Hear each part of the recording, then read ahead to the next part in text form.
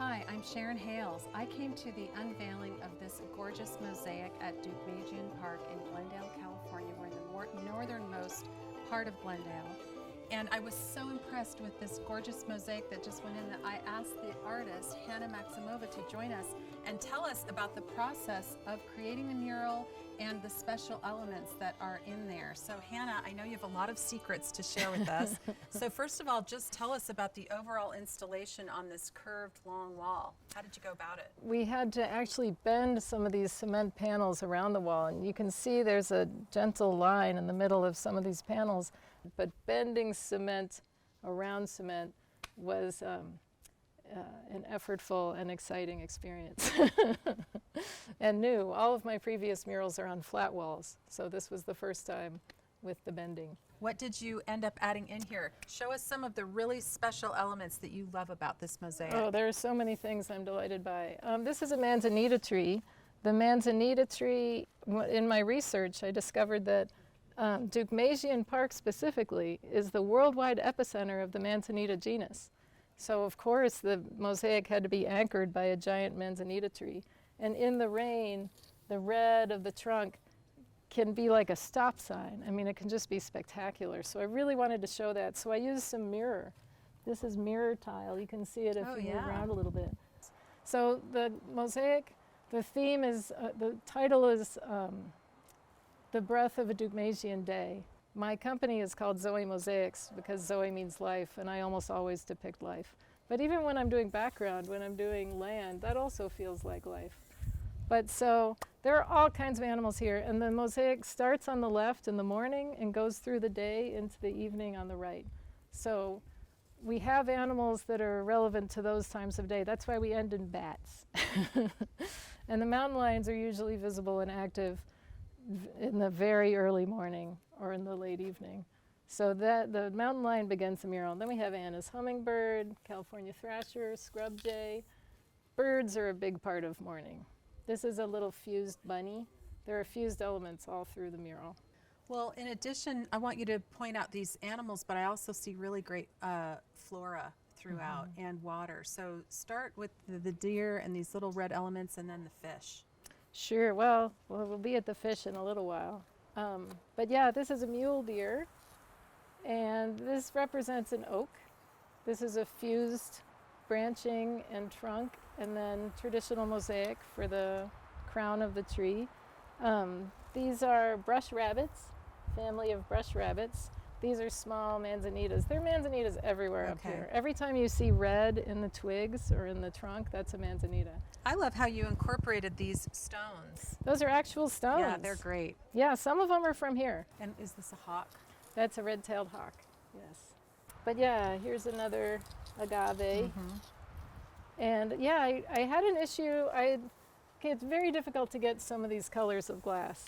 These are made by a glass company, Ouroboros, that went out of business, unfortunately. Oh, wow. There's a company that has bought some of their recipes, so you can get some things, but some of this glass you can't get again. It's not coming back. So you can see these are all separate panels. And in my studio, I could only see a couple panels at a time. And so I didn't see the whole thing together until I installed it. But I'm delighted with how well it all goes together. It is exactly what I intended. Well, we're in the section of afternoon into evening, and I do see the colors changing, Hannah. So what were your thoughts in this part of the mural? So you can see we have coyote, we've all witnessed. The quail family, quails are one of the animals that were added as a surprise after I discovered the change in the wall. The water also coming all the way to the foreground was a change because of the curvature of the wall. I didn't intend that initially, but I love it. And there's some ghost fish in here, aren't there? There are ghost fish because there aren't fish anymore in Deukmejian Park. We do have water for part of the year, but we used to have water all year long. And at that time there were fish, like the river chub. Well, it seems like you've captured a great homage to the past as well as what's here, and it gives really hope for the future. It's just like this burgeoning, full, wonderful ecosystem in and of itself. So captured with gorgeous color. Thank you. It's just beautiful, Hannah. Thank you. Yeah, we live in the chaparral. The biome is called chaparral, which is our kind of high desert area. And it is one of the most lively and beautiful regions in the world. And I come from Tucson, Arizona. I come from the desert, the Sonoran Desert. And depicting the chaparral is such an honor. The animals are spectacular. The plants are amazing. The hiking up here is unbelievable. We have over 700 acres in Deukmejian Wilderness Park. And I hike here a lot with my family. We have Mataliha poppies here with another scrub jay. You see a lot of them up here. There are lots of animals and plants represented in the mural that you see in Deukmejian Park. There are bats around here, and they're beautiful. The mosaic ends in bats. And there's also a secret frog right near the river that I'm very happy with. And the kid fox and the quail. The quail were an interesting thing, because daddy quail is so colorful and beautiful, but I wanted mommy quail to be cool too. She's brown, but so I glammed her up a little bit. She has gold. And look at the colors of her back. She's just gorgeous. It is just gorgeous. Brown can be beautiful. I didn't want her to just be brown, you know, flat brown. So yeah, there is some artistic license. And there's a boulder on the Vineland Trail here at Deukmejian that this is a depiction of. This is the portion that's the donor wall. Hannah, what is the concept of this? What are we looking at color-wise here? So the concept is that it's as though this is a sheared off cliff face in which you can see a vein of turquoise.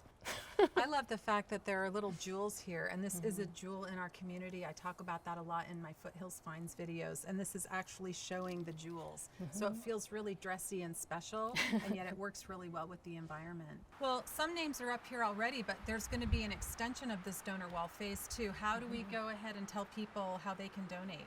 Yeah, I really recommend donations. Supporting the Glendale Parks and Open Space Foundation is a fantastic thing. Their website is glendaleparksfoundation.org.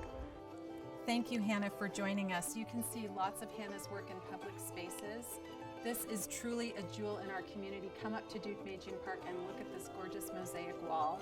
Let me know if you have an idea for a video for Foothills Finds for another jewel in our community.